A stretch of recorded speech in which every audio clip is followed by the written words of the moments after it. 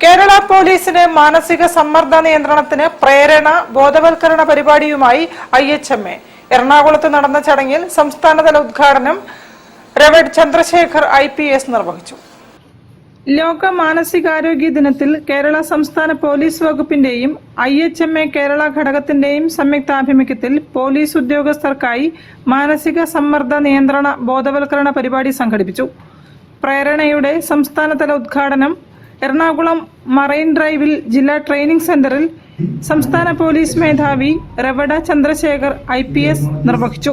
Ernakulam city police commissioner Putta Vimaladitya IPS, IHMA Kerala സംസ്ഥാന president doctor Parimal Chatterjee, Aswathy Jiji IPS, deputy police commissioner Vinod Pillai, doctor Muhammad Shameem, Biju Melattur, doctor Ayisha EK, doctor Dhanya Sasidharan എന്നിവർ സംസാരിച്ചു.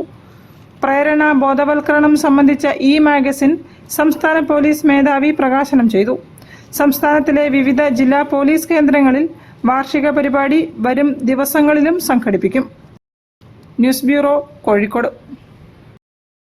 വാർത്തകളിൽ ഒരു ഇടവേള.